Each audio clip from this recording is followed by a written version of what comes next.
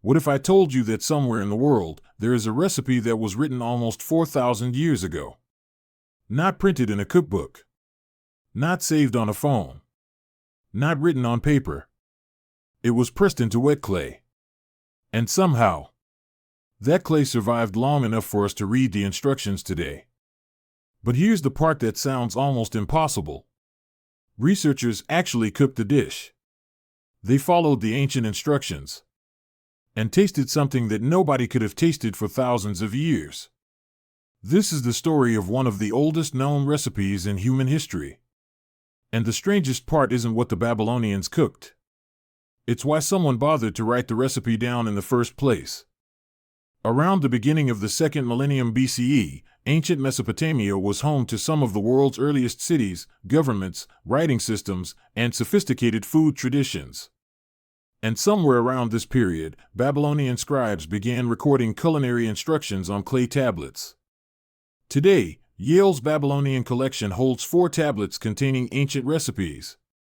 3 of them date to the early 2nd millennium BCE and are considered the earliest written recipes known to historians. Yale Peabody Museum +1. Think about that. While most people were still passing cooking knowledge from one generation to another by memory, someone decided that certain dishes were important enough to record permanently. But there was a problem. These weren't modern recipes. They didn't say, add 1 teaspoon. Cook for 20 minutes. Preheat the oven. The ancient instructions were much less precise. And some of the words were extremely difficult for modern scholars to understand. Some ingredients mentioned on the tablets were rare words. Others were difficult to translate. And some tablets were damaged, with holes where pieces of the original writing had disappeared. So researchers weren't simply reading an ancient recipe. They were trying to solve a 4,000-year-old puzzle. Macmillan Center at Yale. One of the most fascinating recipes is a Babylonian lamb stew. And the ingredients are surprisingly familiar. Lamb, beets, onions, leeks, garlic, herbs, cumin, and something that might surprise you: beer.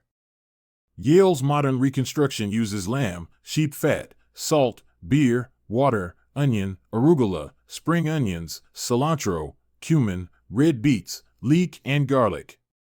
Babylonian collection. But here's where things get interesting.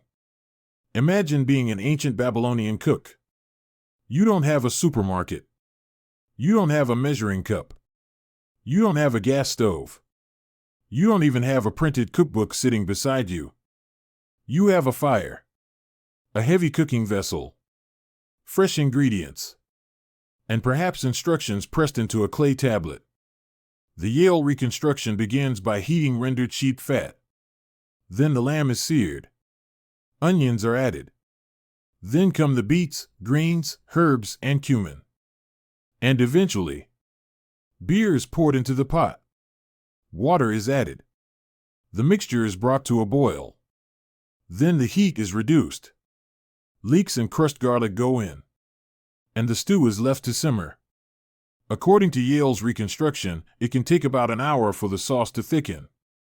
Babylonian collection. Now imagine the smell. Roasted lamb, onions, earthy beets, fresh herbs, cumin, garlic, and fermented grain. It sounds unusual to us. But to someone living thousands of years ago, this may have been completely normal. And now we reach the biggest mystery. Who was this food actually for? Was it something an ordinary Babylonian family ate every night? Or was it something much more special? Researchers have an intriguing clue. The complexity of these dishes, the variety of ingredients, and the cooking staff that would have been required suggest that at least some of these recipes may have represented high-level palace or temple cuisine. In other words, we may not be looking at ancient fast food. We may be looking at something closer to royal cuisine. Macmillan Center at Yale. And there's another fascinating problem. Very few cooks in ancient Mesopotamia could actually read cuneiform. So why record recipes in writing? One possibility is that these tablets weren't meant to be everyday kitchen instructions.